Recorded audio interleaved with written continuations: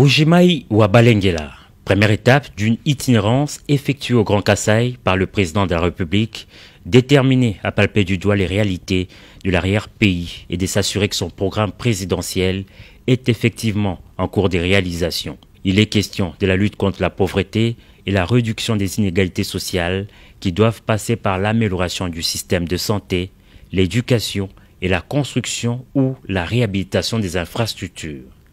Peu avant cette tournée dans l'espace Grand Kasaï, en personne, le directeur de cabinet présidentiel est descendu sur les lieux. Accompagné de la coordinatrice de la mission du président de la République dans l'espace Grand Kasaï, ainsi que de hauts cadres du Fonds de promotion de l'industrie FPI, structure qui finance les projets de l'ambitieux programme destiné à doter le Kasaï oriental des hôpitaux et écoles Pimpa-Neuf dont devraient bénéficier les populations locales longtemps confrontées à la précarité dans ce domaine. Aussitôt arrivé, Guilain Nyembo est allé des chantiers en chantier, s'enquérant de l'état des lieux et d'avancement des travaux. Entre-temps, la capitale du diamant industriel s'apprête à accueillir le fils maison. Avec benne, niveleuse et autres pelles, tous les outils sont bons pour redonner à la ville un peu plus de beauté. Ici, la frénésie est palpable.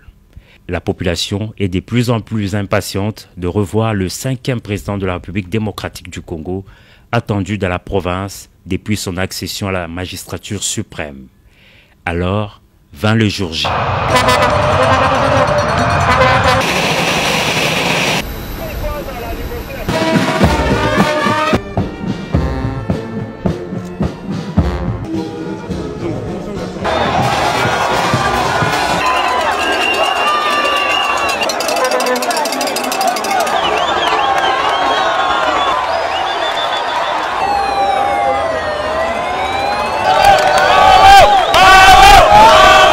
À la place Bonzola, l'ambiance a atteint son paroxysme.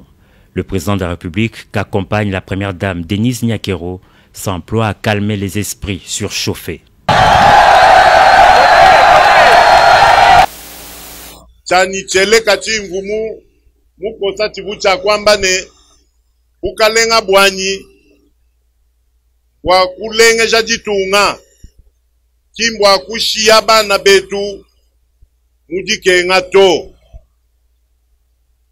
njimumvwa kabidi mushindu nunujila nujila makenga nujila nzala nujila miba nujila nzembu nujila mayi njimumvwa byonswabi njimulwa kuno ambila bwase eyowa njimumvwa bwaluwa miba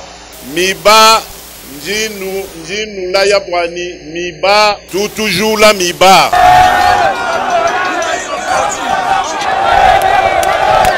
miba wetu najuka bwalu miba uchijini bubanjabu bantu bena moyi mubi bavu babwangata babunyenga miba baya kwenza na bupotopoto ni kompani unujubumvwa wabashinwa ujubabikila sasim panji mulu hapa njimuswa kumona clair mumalu onsu ajibubenza mujitunga dietoeji. Mais comment être en Mbuji-Mayi sans être hanté par la problématique de la minière de Bakwanga, autrement appelée Miba? C'était un fleuron parmi les entreprises du portefeuille de l'État. Bâtie au cœur de Mbuji-Mayi, moteur de l'économie et de l'industrie de la province, la minière des Bakwanga était et demeure malgré tout une sorte d'État dans un État. Société mixte dont 80% des actions sont détenues par l'État congolais et 20% par Sibeka, une société anonyme de droit belge, la MIBA a été créée le 13 décembre 1961. Depuis plus de 60 ans, elle exploite des gisements très riches en diamants industriels, sa principale production.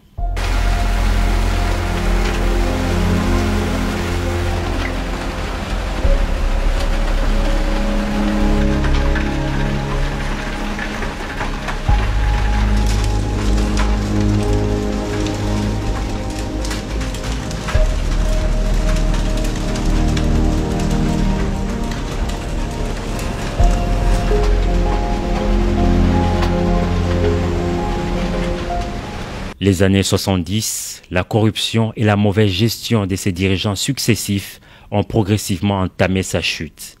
Et à partir de 1997, année de l'arrivée de l'AFDEL, ajouté à la mégestion et au fait du prince, c'est ce qu'on a appelé l'effort des guerres, a fini par lui asséner un coup fatal.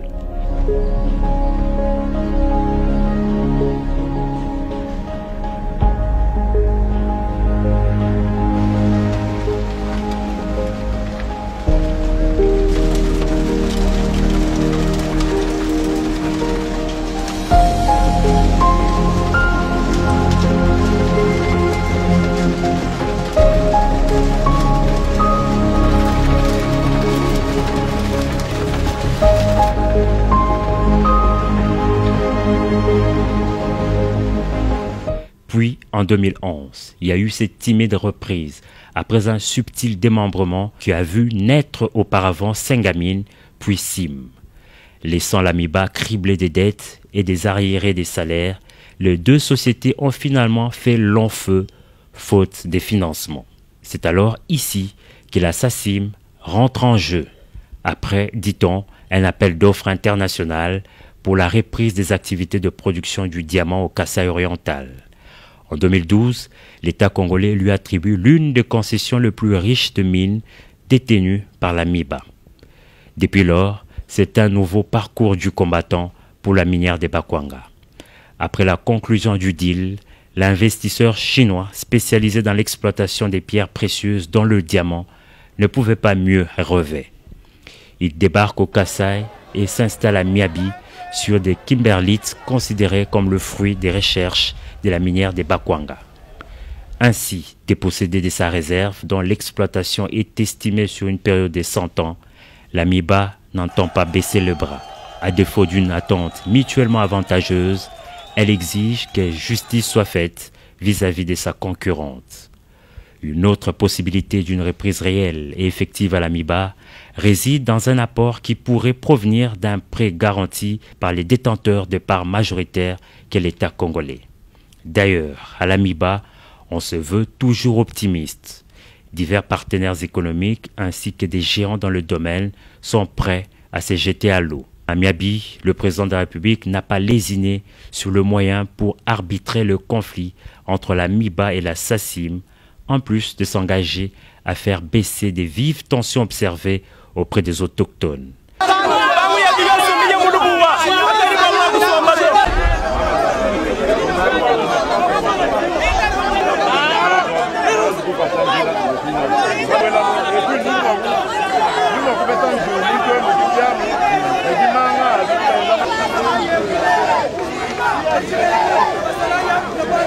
Ces derniers dénoncent la SACIM et ses dirigeants de ne pas respecter le cahier des charges comportant ses engagements communautaires. L'entreprise chinoise s'en défend. À son actif, soutiennent ses dirigeants. Il y a déjà notamment la mini-centrale électrique de Toubi-Toubidji, des ponts et barrages et la route de Loubi. Cependant, à Miabi ainsi que les territoires environnants, les populations sont toujours en attente des 5 millions de dollars promis par la SACIM pour relever le défi de la fourniture régulière d'eau et d'électricité, à laquelle il faut ajouter des projets en santé, éducation et diverses infrastructures, ainsi que la réduction du chômage. Sur recommandation du président Félix Antoine Tshisekedi Tshilombo, une commission paritaire va désormais se pencher sur la question. Des résultats sont attendus des efforts que devrait mener le ministère du portefeuille qui la chapeautera de concert avec des ministères sectoriels.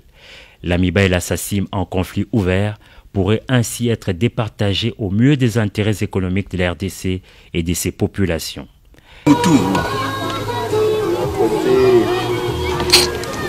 La visite du président de la République à Cabinda, tout en démontrant sa volonté à nouer la proximité avec l'arrière-pays, a révélé le déficit criant qu'enregistre le pays dans le domaine des infrastructures routières. Sans désemparer au bout de ses parcours du combattant, Félix Antoine Tshisekedi renforce sa conviction d'œuvrer davantage à la concrétisation de son programme.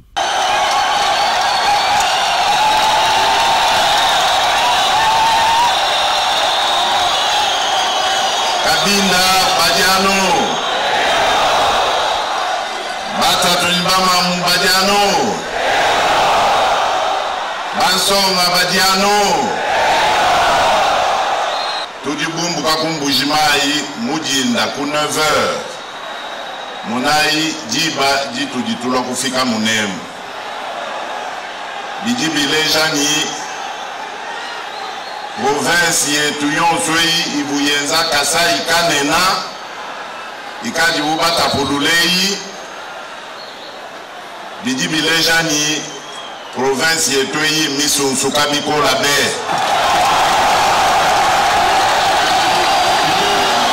Njimu di mwena kayanyi mushindu jinjila nyonsu misunsuka.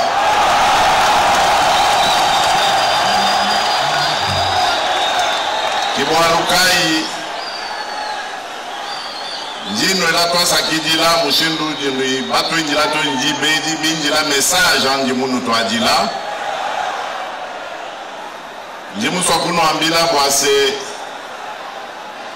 njimu mvwa ne yenu onsu milombu yenu ntatu nyimakenga ainu jinawu.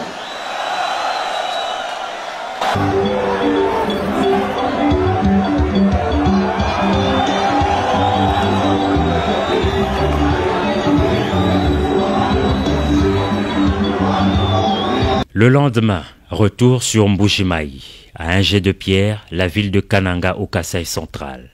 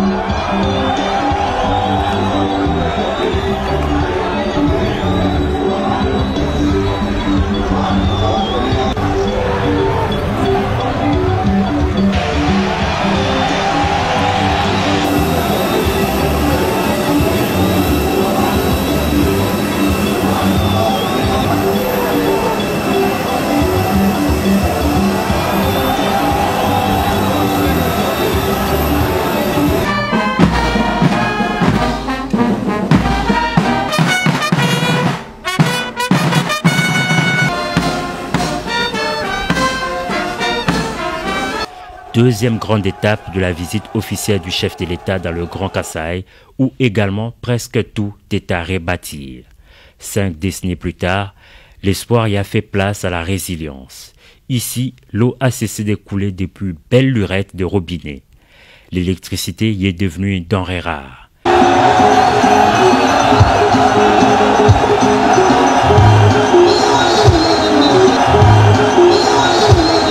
Face à une foule exigeante mais hyper excitée d'accueillir l'enfant du terroir, Félix Tshisekedi s'est fait rassurant.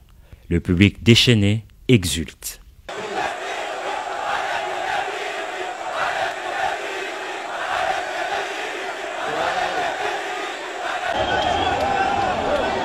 Kasaï central Sangai Wabo. Bata tunibama musangai wabo. Toi sakidila i toi sakidila. Yinge nino ela toi sakidila ni toi sanka. Wa mushindu nudibanga kidila nudibangenza fierté munena.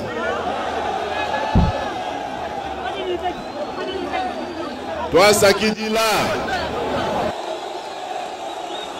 Yimu vabalu bwamai ni nzembu kadini mwambilani njimu lwa mwabeu bwakumona mushindu ujimalu maya kumpala deja mubituka babanga nujibumva bwane barrage wetu wakushiti katende ujimuijila mujenze kibwa njimulwa bwakumona kumanya bwase byamu bya kuibakana bibarage bikaji bifika kukatende anyi malu ajibish.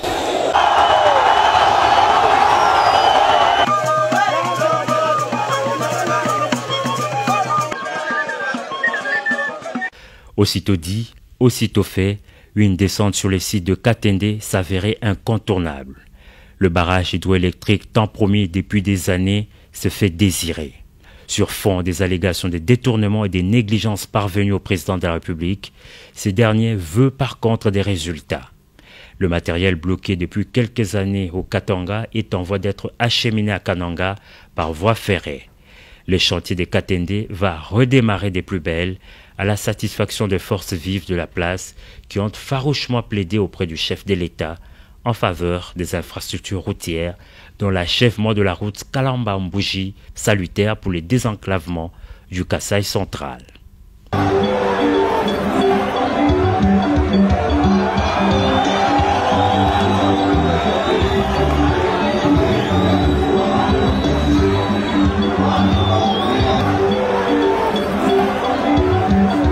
De Kananga à Chikapa, dans la province du Kasaï, il n'y a que quelques minutes à vol d'oiseau. Message de paix et d'unité. Engagement ferme du chef de l'État au développement communautaire. Développement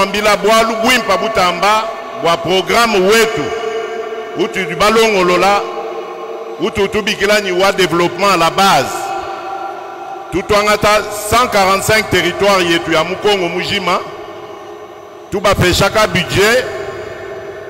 Tout est kabantu, batatu ni bamamu, bansonga, bamona mushindu, wakulombola muntu ni muntu territoire wenda.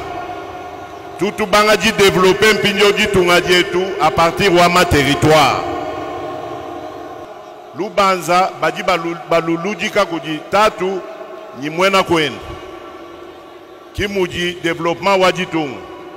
Ditunga kabatu badi baka anu kudi bantu balumato. Aïki invite tout tulwangana il dit batoka babikilani la promotion wama droit ya bantu bakaji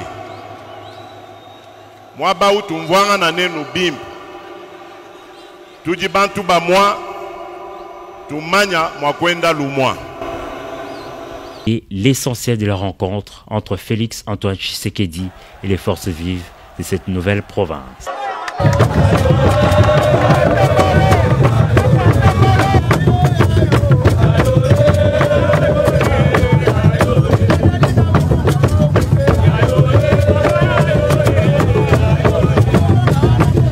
Changement de cap, autre lieu, même préoccupation sociale. Dans le Sankuru, Félix Antoine Tshisekedi Tshilombo se trouve être le premier chef de l'État de la République démocratique du Congo en visite d'itinérance dans les 3 grands territoires de la nouvelle province. Première étape, Lodja. Le traditionnel bain de foule donne déjà le ton à cette visite tant attendue dans le reste de la contrée. Onaloa, rebaptisé Lumumbaville en passant par Tchumbe. Ici, pour mobiliser, il y a eu tout le parterre politique, locaux ou en provenance de Kinshasa, toutes tendances confondues, acteurs sociaux, religieux et chefs traditionnels, en coordination avec des missionnaires de la présidence, venus, eux, planter les décors. Banda toya, tobandi mosala, yakokanga, kozipa bisika nyonso, mbongo ya Congo, pe ya ba Congolais, ezalaki kobima mbongo wana o ezalaki kosala ke bato bafutaka bango mbongo moke lelo to bandi ko matisa ba recette ya mboka na biso. Ça veut dire que mikolo mizali koya kuna bokoyoka que conséquence nango ekozala sur les salaires ya ba fonctionnaires ya mboka na biso. Donc bozala na patience. Toye pona ko sale la Congo pe ba Congolais. Toye pona ko yiba mboko te ko boma yango te. Toye nde ko tombola yango ko zongisa yango nesika esengeli ezala. Bosala ngai confiance.